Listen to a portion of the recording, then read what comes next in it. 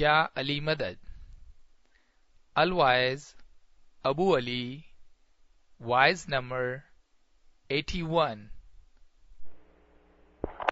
Of June 1989, I was in Atlanta, Jamaat Khana, United States.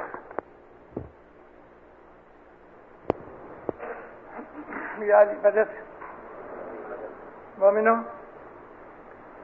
پہلی دفعہ آپ کے اس نئے جماعت خانے میں آج میری حاضری ہوئی، مجھے بہت خوشی ہوئی.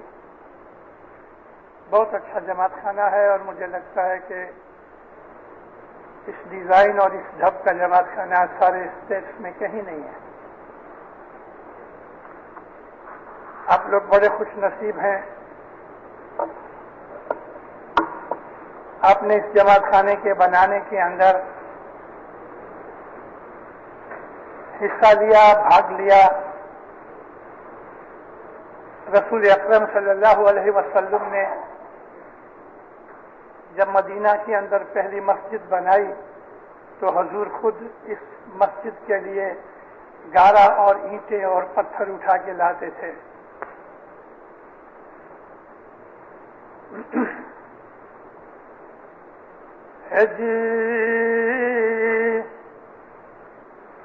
جو جڑ کا پو پاپ نیر بھائی تو جیو ہریا ہو.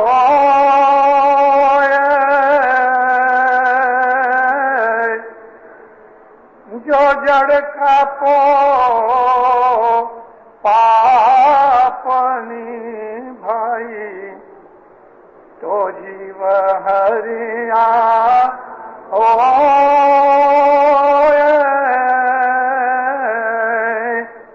شیش کاپی گر دل بیسن دیجے تو گر نر بیلی ہوئے.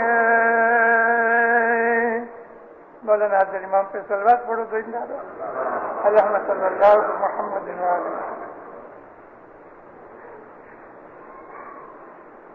اللہ تعالیٰ فرماتا ہے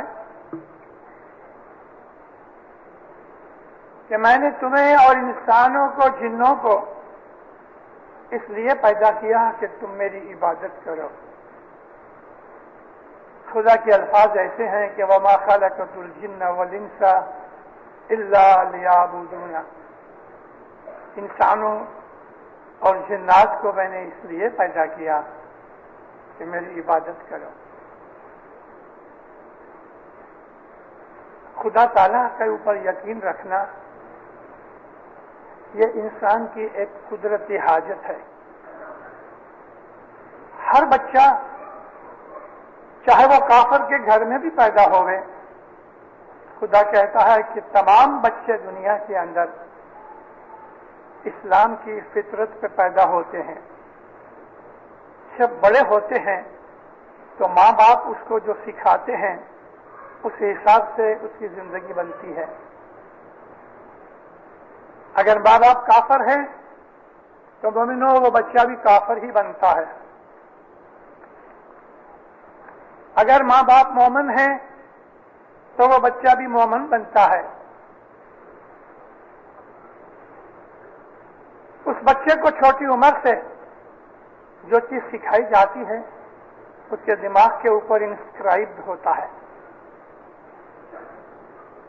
پھر وہ ان چیزوں کو اپنے خیالوں اور دھیانوں میں بڑے ہو کے سوچتا ہے، اور اگر اس کی جو بنیاد ہے مضبوط فاؤنڈیشن کے اوپر نہیں تو ساری زندگی اس کی ڈھچو پچو، شک میں، فرسٹریشن میں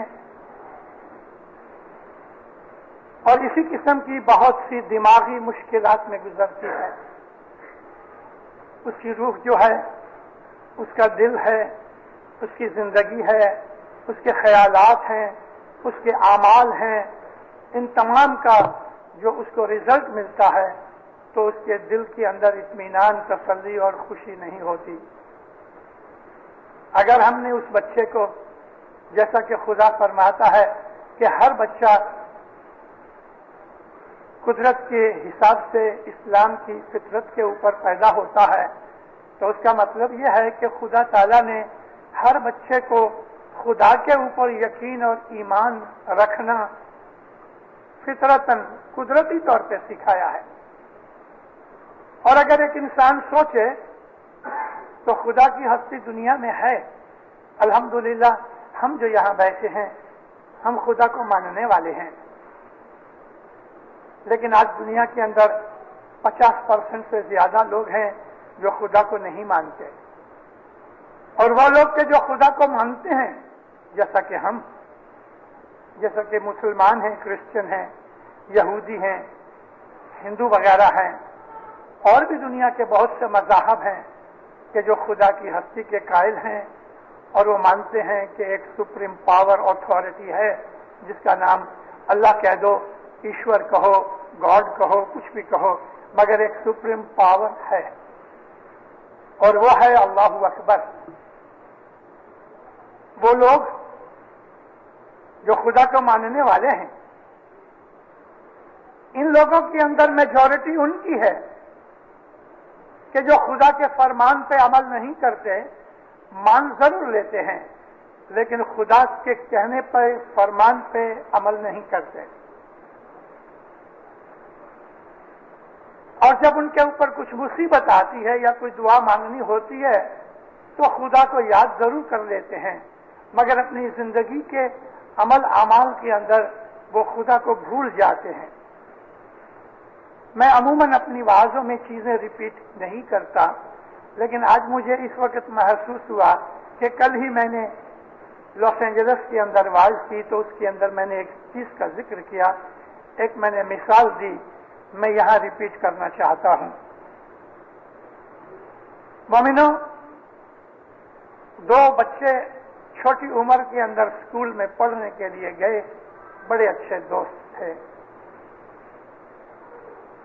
جب جوان ہوئے، ان دو میں سے ایک شخص جو تھا، چھوٹی عمر سے اس کو روحانیت کا شوق تھا، وہ مذہب پرست تھا اور خدا کا عابد تھا، اور دوسرا تھا وہ دنیا کا لالچی تھا، لوبھی تھا، خود غرض تھا، وہ بیپار میں پڑ گیا، بڑا مالدار بن گیا، اور وہ جو پہلا شخص تھا وہ ایک درویش بن گیا، خدا تعالیٰ کی عبادت میں زندگی گزارنے لگا، لوگوں کو نیک نصیحت کرنے لگا، اور شہر سے دور ایک دریا کے کنارے کے اوپر اس نے ایک چھوٹی سی جھونپڑی بنائی، تو وہیں وہ تھوڑا کام کاج کرے، لوگوں کی خدمت کر لے، مسافروں کی خدمت کرے، خدا کو یاد کرے اور اس کی عبادت میں گزارے۔ آہستہ آہستہ اس کی عبادت اور جو انسانی خدمت تھی، دل کی نیکی تھی، گناہ کم تھے ہی نہیں، اس طرح ہوتے ہوتے اس کی زبان میں کرامت پیدا ہو گئی۔ وہ اگر کسی کے لیے دعا کرتا تھا تو وہ دعا پوری ہوتی تھی، وہ اگر کسی کو کہتا تھا کہ جا خدا تجھ کو یہ بخشے تو وہ ہو جاتا تھا، کسی کی بیماری کے لیے کوئی چیز دوا کے طور پہ کہتا تھا تو وہ اچھا ہو جاتا تھا۔ تو اس کی شہرت، نامنا، فیم بڑھنے لگی۔ وہ جو پہلا اس کا دوست تھا جو بیپاری بن گیا، مالدار بن گیا، کئی برسوں کے بعد اس کے کان تک یہ آواز پہنچی کہ اس کا بچپن کا دوست تو اتنا بڑا نامور ہو گیا، اتنا فیمس ہو گیا کہ لوگ اس کو اتنا پیار کرتے ہیں، اتنی عزت کرتے ہیں۔ اس کو بھی شوق ہوا کہ چلو میں اس کو دیکھوں، اس دوست کو ملنے کے لیے آیا، دوست کو تحفے لایا، مگر اس نے کچھ لیے نہیں۔ 8-10 دن اس کے پاس بیٹھا، بہت سی نصیحتیں اس کو سنائی گئیں، آخر یہ جانے کے لیے واپس تیار ہوا تو آخری وقت یہ کہتا ہے کہ دیکھو دوست، مجھے کچھ نصیحت کرو۔ اس نے کہا میں تجھے کیا نصیحت کروں؟ کہتا نہیں کچھ نصیحت کرو۔ کہتا اچھا میں تجھے یہ نصیحت کرتا ہوں کہ خدا کو اپنے سے بڑا سمجھو. تو کہنے لگا کیسی بات کرتے ہو؟ وہ اللہ اکبر، خالق اکبر، سارے جہان کا بادشاہ اور ہمارا رازق، اس کو تم مجھے کہتے ہو کہ خدا کے اپنے سے بڑا سمجھو؟ وہ تو بڑا ہے ہی. یعنی تم کو میرے ایمان پہ شک آیا؟ کہتے تم نے مجھے پورا کہنے بھی نہیں دیا، غصے ہو گئے ہو. میں یہ کہتا ہوں خدا کو اپنے سے بڑا سمجھو. اگر بڑا نہیں سمجھنا تو کم از کم اپنے سے چھوٹا نہیں سمجھو. وہ اور بھی غصے ہو گیا. کہتا کہ ضرور تیرے دل میں یہ خیال پیدا ہوا ہے کہ میں بے ایمان ہو گیا ہوں اور میں اسلام پر نہیں رہا. کیسی باتیں کرتے ہو؟ خدا کو اپنے سے بڑا سمجھو، نہیں سمجھنا تو چھوٹا نہیں سمجھو، اپنے برابر ضرور سمجھو. کہتا بھائی ناراض مت ہو، میں نے جو نصیحت کرنی تھی کری، اب تم سمجھنا تو سمجھو. جانے کے لیے اٹھا، ہاتھ ملایا. یہ فقیر نے رومال کے اندر کپڑے میں بندھا ہوا چھوٹا سا پارسل دیا کہ اس میں کھانا ہے، رستے کے اندر تمہیں کام آئے گا. رزق ہے، اس کے لیے مجھے امید ہے کہ تم منع نہیں کرو گے. وہ زمانے کے اندر ہوٹل ریسٹورینٹ ایسی چیزیں تو نہیں تھیں، لوگ بھتہ ساتھ لے جاتے تھے. لے لیا، چلا گیا، گھوڑے پہ بیٹھ کے چلا گیا. 3-4 گھنٹے کی سفر کے بعد دل ہوا کہ چلو ابھی کھانا کھا لیں. دوپہر کا وقت ہو گیا. ایک چشمے کے کنارے وضو کیا، خدا کو یاد کیا، نماز پڑھی اور پھر بیٹھا کھانے کے لیے. اس نے اس کی گانٹھیں کپڑے کی کھولی تو دیکھا تھوڑا گڑ ہے اور 3 روٹیاں ہیں. ایک روٹی ہے گیہوں کی، گھی میں پکی ہوئی یعنی پراٹھا ہے. جیسے ہی منہ کھولا اس کی خوشبو سے اس کا دماغ تر ہو گیا، بھوک اور بھی تیز ہو گئی. دیکھا تو دوسری روٹی جو تھی وہ مکئی کے آٹے کی تھی. تیسری روٹی دیکھا گیہوں کے اوپر کا جو چھلکا ہے براؤن، اس کی بنی ہوئی تھی، بھوسی کی. بڑا سوچنے میں پڑا کہ یہ 3 الگ الگ قسم کی روٹیاں مجھے دیں. ابھی سوچ رہا تھا تو ایک بھکاری آیا. کہتا ہے ایسے خدا کے نام پہ مجھے کچھ دے، میں 2 دن کا بھوکا ہوں. اللہ رسول تجھ کو اس کا بدلہ دے دے، اللہ کے نام پہ مجھے کچھ دے. اس کے دل میں آیا کہ چلو وہ نیچے کی جو بھوسی کی روٹی ہے وہ میرے سے تو کھائی نہیں جائے گی، وہ اس کو دے دی. اس نے ہاتھ پکڑ لیا، منہ سے کپڑا اٹھایا تو یہ اس کا دوست تھا جو اس کے پیچھے پیچھے چلا آتا تھا.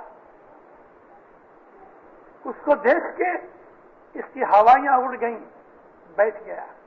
کہتا دوست بہت غصہ کرتے تھے جب میں نے کہا کہ اللہ کو اپنے سے بڑا سمجھو، نہیں تو اپنے سے چھوٹا نہیں سمجھنا. تم نے وہ پراٹھا دیکھ کے یہ خیال کیا کہ یہ فقیر کو پراٹھا کیا دوں، میں کھاؤں گا. تم نے سوچا کہ مکئی کی روٹی بھی کھا سکتا ہوں، یہ بھوسی کی روٹی نہیں کھائی جائے گی، یہ فقیر کو اللہ کے نام پہ دے دو. اب مجھے بتاؤ کہ اللہ کو تم نے چھوٹا سمجھا تو نہیں؟ پاؤں پہ گرا، معافی مانگی. اللہ کو اللہ کہتے ہیں، مگر عمل کے اندر ہم خدا کو اپنے نوکر سے بھی چھوٹا سمجھتے ہیں. جب یہ مصیبت آتی ہے تو ہم خدا کو ایک نوکر کی طرح حکم کرتے ہیں. اے خدایا میری بیماری دور کر دے، اے خدایا مجھے پیسہ دے، اے خدایا میرا یہ کام کر دے، اے اللہ میرا یہ کام کر دے. ہم اللہ کو حکم کرتے ہیں. ہماری دعاؤں کا طریقہ یہی ہے نا. اگرچہ ہمارے مانگنے کا طریقہ جو ہے وہ ذرا پولائٹ ہوتا ہے، اس طرح ہارش نہیں ہوتا. یا مولا میری بیماری دور کر دے، یا مولا میرا پیسہ اٹک گیا ہے مجھے دلا دے. ہماری دنیا کی جتنی مصیبتیں ہوتی ہیں ہم اس طرح اس کو کہتے ہیں. دعا مانگنے کا بھی ایک آرٹ ہے، دعا مانگنے کا بھی ایک طریقہ ہے. اگر کوئی آدمی چلا جاتا ہے اور چلتے چلتے کسی کو دھکا لگ گیا، انجانے طور پہ لگ گیا، اور اگر آپ اس کو کہو آئی ایم سوری، معاف کرو، تو وہ آدمی چھوڑ دیتا ہے. لیکن اسی الفاظ کو आई एम सॉरी, मेरे को माफ कर दो। आवाज के फर्क, लहजे के हिसाब से, अपनी एक्सप्रेशन के हिसाब से एक ही कही हुई चीज में फर्क पड़ जाता है। किसी को कहो तुम इधर आओ तो, और इसी तरह कहो इधर आओ तो, आवाज की ऊंची नीची हालत में जो एक्सप्रेशन है हमारी, उससे असर पड़ता है। खुदा कहता है मांगने से मैं राजी होता हूं, लेकिन खुदा के हुजूर में इस तरह न मांगो कि वो हमारा नौकर बने, हम उसको सजेस्ट करें, हम उसको ऑर्डर करें, हम उसको कहें ऐसा करो तैसा करो। ये नहीं बनता। हालांकि यही चीज हम दुआ के तौर पे मांग सकते हैं। दुआ जो है वो आजिजी है।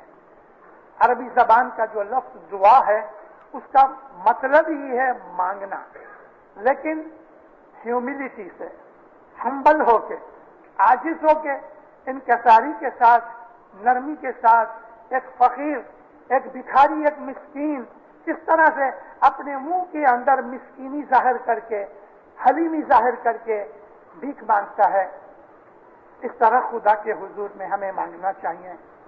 तो वो लोग जो खुदा को मानने वाले हैं, जैसे कि हम हैं, खुदा को मानते हैं, लेकिन क्या हम खुदा को अपने से बड़ा मानते हैं कि अपने से छोटा मानते हैं, या अपने बराबर मानते हैं? क्या मांगते हैं? तीन हालतें हैं हमारी। हमने इस्माइली तरीका अख्तियार किया। यह मजहब हमको अपने बाप से मिला। हम लोग जो हैं, जो इस वक्त यहां बैठे हुए हैं, हम अपने मां बाप की वजह से इस्माइली हैं।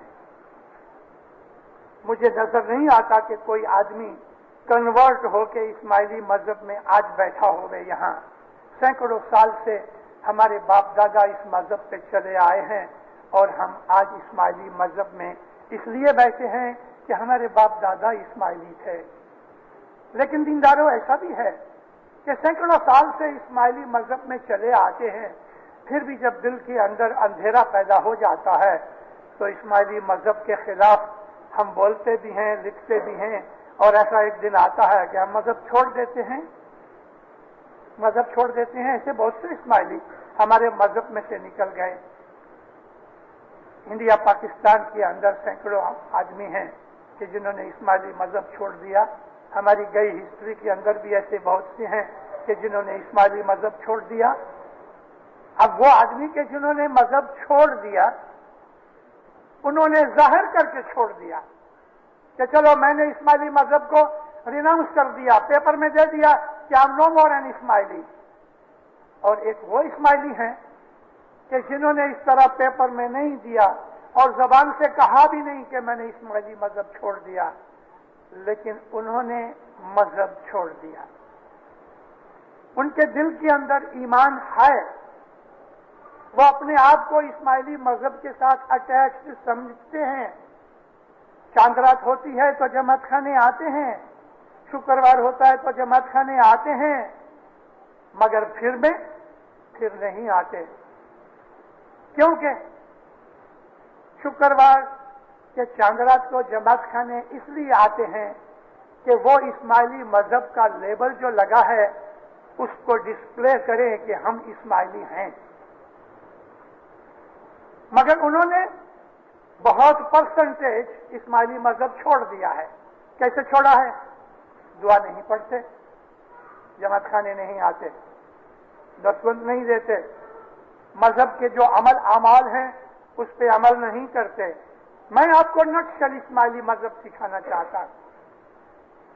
इस्माइली मजहब जो हमारा तरीका है इस्लाम के अंदर, ये एक सूफी तरीका है। इस्माइली मजहब मैं नक्शल में बयान करता हूं, अच्छी तरह सोच लो।